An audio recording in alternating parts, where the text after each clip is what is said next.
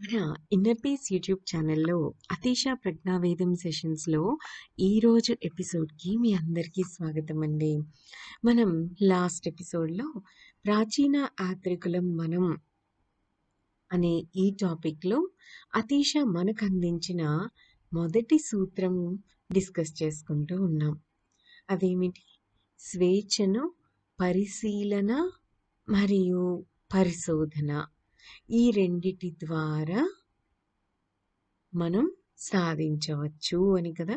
So అందులో స్వేచ్ఛ యొక్క 3 స్థితులను మనం డిస్కస్ చేసుకుంటున్నాం. మొదటి స్వేచ్ఛ దేని నుంచి స్వేచ్ఛ అన్న విషయం గురించి, అంటే అది ఒక ప్రతిచర్య, ఒక రియాక్షన్. రెండవ స్వేచ్ఛ దేనికోసం స్వేచ్ఛ అన్న విషయం, ఇది ఒక విప్లవం అనవచ్చు. మూడవ స్వేచ్ఛ కేవలం అది ఒక స్వేచ్ఛ, ఒక పరివర్తనం, వర్తమానానికే, ప్రెజెంట్ మూమెంట్కే అది వర్తిస్తుంది.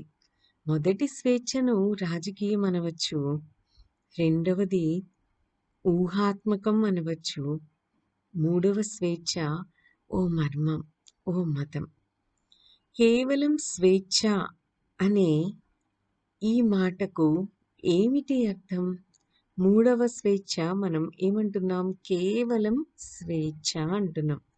ఈ కేవలం స్వేచ్ఛ అనే మాటకు అసలు అర్థం ఏమిటి అంటే, సానుకూలంగాను ప్రతికూలంగాను ఉండకుండా, గతాన్ని భవిష్యత్తుని పట్టించుకోకుండా, కేవలం ఇక్కడే ఇప్పుడే ఉండటం అనేది దాని అర్థం. అర్థమైంది కదా. అంటే ఈ క్షణంలో, ఈ మూమెంట్లో మనం జీవించి ఉండటం అని అర్థం అన్నమాట. సానుకూలంగాను ప్రతికూలంగాను ఉండకుండా, గతాన్ని భవిష్యత్తుని పట్టించుకోకుండా, కేవలం ఇక్కడే ఇప్పుడే ఉండటం, అదే ఆ కేవలం స్వేచ్ఛ అనే దానికి అర్థం. సత్య సన్యాసి, నిజమైన వర్మయోగి గతంతో వైరం పెట్టుకోడు, భవిష్యత్తును ఆశించడు.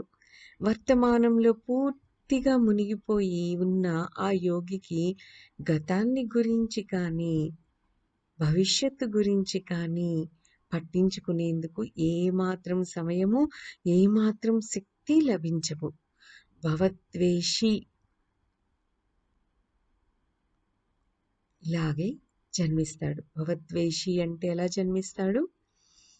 భవద్వేషి అంటే వర్తమానంలో పూర్తిగా నిమగ్నమైపోయి, గతాన్ని గురించి కానీ భవిష్యత్తు గురించి కానీ పట్టించుకునేందుకు ఏమాత్రం సమయము, శక్తి ఉండని వాడు అన్నమాట. సో ఈ పృథ్వీ మీద భవద్వేషి జననం ఒక మహాద్భుతం కదా. బుద్ధుడు ఓ భవద్వేషి, జీససు అంతే, అతీష ఓ భవద్వేషి, కబీరు అంతే.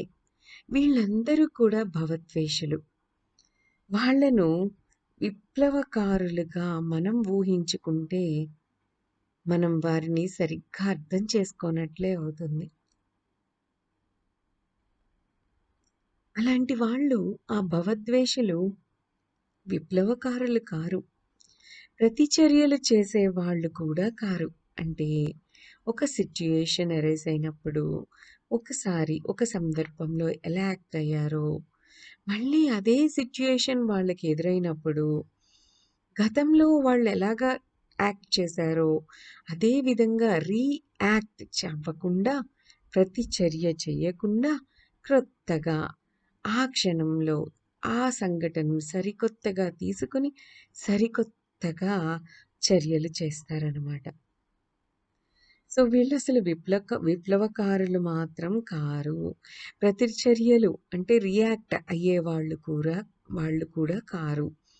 వారి దృక్పథం చాలా విభిన్నంగా ఉంటుంది. వారి ప్రవర్తన అనుక్షణం ఇక్కడే ఇప్పుడే అన్న తీరులోనే ఉంటుంది.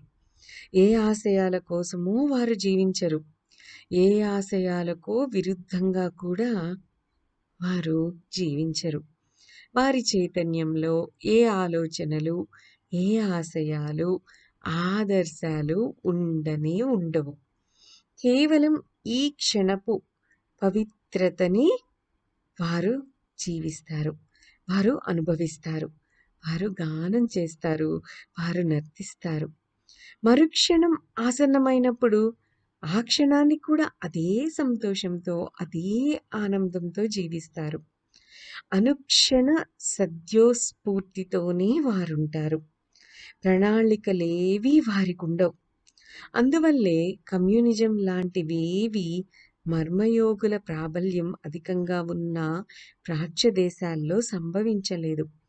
ఆ ఆలోచన పశ్చిమ వాసులదే. అలాంటి ఆలోచన ప్రాక్స్ చైతన్యంలో ఏర్పడగలదన్న విషయాన్నే ఊహించలేం అంటారు ఓషో. అలాగే భవిష్యత్ చింతనలు అసాధ్య జగద్దర్శనలు, భవిష్య దర్శనలు పాశ్చాత్య దేశాల్లోనే సాగాయి కానీ ప్రాగ్ దేశాల్లో కాదు. ఒకసారి వాళ్ళు తీసే సినిమాలను గమనించినా కూడా మనకి ఈ విషయం అర్థమవుతుంది కదా! కానీ అంతకంటే విభిన్నమైన ప్రాగ్ దేశాల్లో సంభవమయ్యాయి. ఓ బుద్ధుడి సంభవం, ఓ అతీశ జననం, ఆ స్థితప్రజ్ఞుల జీవన స్ఫూర్తి, వారి ఆనంద ఆవరణం స్పర్శ మాత్రాన సర్వులకు సంక్రమించేది. వారి సామీప్యంలో అందరూ పరవశులై నవ్యనేత్రాలతో సత్యదర్శనాన్ని చేయగలిగేవారు. ఇక్కడే ఇప్పుడే జీవించే దృక్పథమే, ప్రతి క్షణము జాగరూకతతో ఉండగల నిత్య జాగ్రత్త స్థితే వారి నుంచి అందరికీ అందిన మహాప్రసాదం కదా! ఇక్కడే ఇప్పుడే జీవించే దృక్పథమే, ప్రతి క్షణము జాగరూకతతో ఉండగల నిత్య జాగ్రత్త స్థితే వారి నుంచి అందరికీ అందిన మహాప్రసాదం. పూర్తి స్వేచ్ఛ అంటే ఇదే కదా! ఈ విషయం మీదే మనం ధ్యానం చేయాలి. దీనికోసం ఏ మనస్తత్వ పరిజ్ఞానాలు అవసరం లేదు. అందువల్లే మనస్తత్వ విశ్లేషణలేవి, అధ్యయనాలేవి ప్రాచ్యంలో జరగలేదు. గత వేదనలలోకి ప్రవేశించాల్సిన ఆవశ్యకత ఏమాత్రం లేదు. ఒకవేళ వెళ్ళినా దాన్నుంచి విముక్తి మనకు కలగదన్న విషయం వాస్తవం. ఆ ఆవేదనలను మనం స్వీకరించవచ్చు, మరింతగా వాటిని అర్థం చేసుకోవచ్చు, వాటితో సర్దుకుపోవచ్చు. కానీ దాన్నుండి మనం ఎప్పటికీ విడిపోలేము కదా!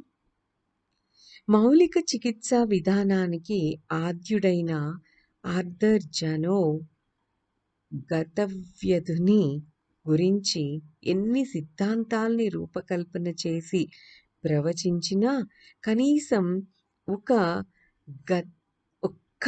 గతవ్యధుడిని కూడా సృష్టించలేకపోయాడు. నిజానికి ఆర్థర్ జానోవ్ ఒక గతవ్యధుడు కాలేకపోయాడు అంటారు ఓషో. గతంతో పూర్తి విడుదల, గతం చేసిన గాయాల నుంచి పూర్తి విముక్తి, గత వ్యధల నుంచి, గత వేదనల నుంచి సంపూర్ణ విడుదల అసంభవం, సాధ్యపడే పని కాదు. ప్రస్తుతం జరుగుతున్న మానసిక విశ్లేషణల వల్ల, ఇతర కోకొల్లలు చికిత్సా విధానాల వల్ల అది సాధ్యపడదు. గతం ఇప్పుడు లేదు. మరి దేన్నించి తప్పించుకోవాలని మన ప్రయత్నం? ఒకసారి ఆలోచించండి. ఇప్పుడు గతం అన్నది లేదు. మరి మనం దేన్నించి తప్పించుకోవాలని నిరంతరం ప్రయత్నిస్తూ ఉంటాం? ప్రతిభావంతుడైన ఓ మానసిక వైద్యుడి ప్రోద్బలాల వల్ల మన గతాన్ని పునర్నిర్మించే ప్రయత్నాలనే ఆ వైద్యుడికి నచ్చే విధంగానే మనం చేస్తాం. ఇదే జరుగుతుంది. ఫ్రాయిడ్ పద్ధతిలో మనకు చికిత్స చేస్తున్న వైద్యుడి వద్ద ఫ్రాయిడ్ ఊహించే విధంగానే మన గత పునర్నిర్మాణం జరుగుతుంది. యుంగ్ చికిత్సా విధానానికి మనం లోబడినప్పుడు యుంగ్ సంకల్పించే రీతిలోనే మన గతపు పునర్వ్యవస్థీకరణ జరిగి తీరుతుంది. చికిత్సలు ఇలాగే జరుగుతాయని నిర్ద్విధ్వంగా నిరూపించబడ్డాయి కూడా. చికిత్స పొందుతున్న రోగులు సృష్టి ప్రారంభిస్తారు. అభూత కల్పనలు చేయడం ప్రారంభిస్తారు.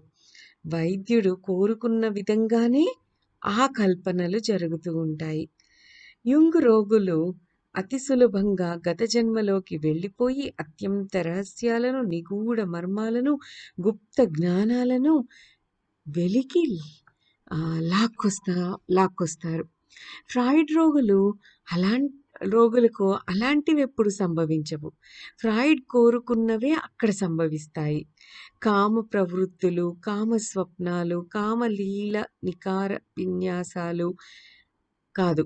ఇలాంటివి అంటే కామ పరిసంబంధిత తీవ్ర వ్రణాలు మాత్రమే వైద్యుడి పరిధిలోకి వచ్చి రూపుదిద్దుకుంటాయి. ఎందుకంటే ఫ్రాయిడ్ బోధనలు ఉండే విధంగా, ఆ ఫ్రాయిడ్ కోరుకున్న విధంగా ఆ రోగులు ఆ సిట్యుయేషన్స్‌ని ఫేస్ చేస్తూ చికిత్స పొందుతూ ఉంటారు. యంగ్ రోగులకు ఇలాంటివి పనికిరావు. జానో పద్ధతి చికిత్సకి లోనైన రోగులు నుంచి కేవలం గావుకేకలే తప్ప వాస్తవంగా వాస్తవాలు కానివే బయటపడుతూ ఉంటాయన్నమాట. అయితే మనుషులకు వైద్యుల మీద అచంచలమైన విశ్వాసం ఉంటుంది కదా! ఓ సలహాను వారికి మనం అందిస్తే దానికి తగ్గట్లే వాళ్ళు ప్రతిస్పందించి తమ విశ్వాసాన్ని నిరూపించుకుంటారు. అవునా? సో, ఆ వైద్యుడి పట్ల ఓ అవ్యాజ్యమైన కరుణే రోగుల్లో కలుగుతూ ఉంటుంది. ఆ జీవి తమ స్వస్థత కోసం ఎంత శ్రమ పడుతున్నాడో, తమ బాగు కోసం ఎంత తపిస్తున్నాడో, ఎంత వెర్రిబాగులో వాడు. కాబట్టి అతి త్వరలోనే కాస్త ఆలస్యంగానో రోగి వైద్యుడి పట్ల తన విశ్వాసాన్ని ప్రకటించే స్థితికి చేరుకుంటాడు. పాశ్చాత్య దేశాల్లో ప్రస్తుతం కొన్ని వందల మంది మానసిక వైద్యులు తమ పద్ధతులలో చికిత్సలు చేస్తూ ఉన్నారు. వాళ్ళల్లో ప్రతి వైద్యుడు తన చికిత్సా విధానమే సరైనదని నిశ్చయించుకొని ఉన్నారు. రోగుల విశ్వాసమే ఆ నిశ్చయాలకు మూలం. రోగులే ఆ వైద్యులను మూర్ఖులుగా తయారు చేస్తున్నారు అంటారు ఓషో. ఆ రోగులే మరో విధానంతో చికిత్స చేస్తున్న మరో వైద్యుడి వద్దకు వెళ్ళి వాళ్ళను కూడా సంతోషపెట్టగలుగుతున్నాడు అంటారు ఓషో. ఆ రోగులు ఎంతో గొప్ప ఆటను ఆడుతూ ఉన్నారు. ఆ ఆట నిజానికి అచేతనంగానే సాగుతూ ఉంటుంది అంటున్నారు ఓషో. మనస్సు అనేది ఎంతో విశాలమైంది కదా! ఏ సిద్ధాంతాన్ని నిరూపించేందుకైనా పనికొచ్చే కొన్ని మనశ్శకలాలను మనం వెతికి పట్టుకోవచ్చు. ఏ మనస్తత్వ విశ్లేషణకైనా, ఏ చికిత్సా విధానానికైనా సరిపోగల మనస్సు యొక్క తునకలను మనం ఇట్టే వెతికి పట్టుకోవచ్చు. మనిషి ఒక మహాద్వీపం. అతి చిన్న సంభవం కాదు మనిషి. ఆ మనిషి ఎందరు ఫ్రాయిడ్‌లనైనా, ఎందరు యుంగ్‌లనైనా, ఎందరు అడ్లర్‌లనైనా తనలో చక్కగా ఇముడ్చుకోగలడు. ఆ మనిషిలో మనం ఎంచుకోవడానికి ఎన్ని ముక్కలైనా దొరుకుతాయి అంటారు ఓషో. అత్యంత విస్తృతంగా ఉన్న మన మనస్సులో, మన చికిత్సలకు పనికొచ్చే అంశాలనెన్నిటినో వెతికి పట్టుకోగల ఎన్నో అవకాశాలు మనకు అనంతంగా ఉన్నాయి. ప్రాచ్యంలో కమ్యూనిజం లాంటివేవి సంభవించలేదు కదా! మానసిక విశ్లేషణల లాంటి అధ్యయనాలు కూడా అక్కడ జరగలేదు. అందుకో బలమైన కారణం ఉంది. అక్కడ మర్మయోగి తన గతాన్నుంచి విడుదల కోసం, భవిష్యత్తులో దేన్నుంచో విడుదల కోసం ఏ ప్రయత్నాలను ఏ మాత్రమూ చెయ్యాలనుకోకుండా ఉండటమే అక్కడ కమ్యూనిజం వంటివి సంభవించకపోవడానికి ముఖ్యమైన కారణం. ఆ మర్మయోగి చేతలన్నీ ఇప్పుడు లేని దాని కోసం కాక, ఇంకా రాని దాని కోసం కాక, దేన్ని తను మోక్షమని అంటున్నాడో, దేన్ని ముక్తి అంటున్నాడో, ఆ స్వేచ్ఛా ప్రాప్తి కోసమే, ఆ సంపూర్ణ స్వేచ్ఛా ప్రాప్తి కోసమే ఆ చేతలన్నీ అన్నమాట. సో, ఆ యోగి వాంఛిస్తున్న, కోరుకున్న ఈ క్షణాన్నే, ఈ చిన్న శుద్ధ స్ఫటిక సాదృశ నిర్మల క్షణం కోసమే అంటారు ఓషో. అయితే అతీష ఏమంటారంటే, పూర్తిగా ఈ క్షణంలో ఉండటమే ధ్యానంలో ఉండటం అంటే. ఈ క్షణపు పూర్తి జీవింపే ధ్యాన స్థితి అంటే. ధ్యానం మనకు ప్రాప్తించినప్పుడు మనలో పెరిగిన 2 రెక్కలను మనం దర్శించగలుగుతాం. ఆ రెక్కలేమిటి? ఒక రెక్క ప్రేమ. అతీష ఈ రెక్కనే కరుణ అని అంటారు. మరో రెక్క ఏమిటి? స్వేచ్ఛ. అలా ప్రేమ లేదా కరుణ అని అతీష అనే ఈ ప్రేమ అనే రెక్క, ఈ స్వేచ్ఛ అనే రెక్క, ఈ 2 రెక్కలు మనలో ఒకే సమయంలో మనకి సంభవిస్తాయి. ఏకకాలంలోనే అవి 2 కలిసి ఎదుగుతాయి. అనంత తృప్తిని మనకు అవి అందిస్తాయి. ఏ విరోధాలు మనకప్పుడు ఉండవు. దేన్నో పొందలేకపోయామన్న అశాంతి కూడా మనకప్పుడు ఉండదు. అతీష సరైన మాటనే అంటున్నారు. ఏమని అంటున్నారంటే, రవ్వంత అయినా లేదు నాకు చింత, ఇప్పుడే నేను మరణించినా అని. అంటే నా జీవితం సాఫల్యమైంది. దాని రహస్యాలన్నీ నాకు తెలిసాయి. ప్రేమైక జీవినయ్యాను. స్వేచ్ఛతో జీవించాను.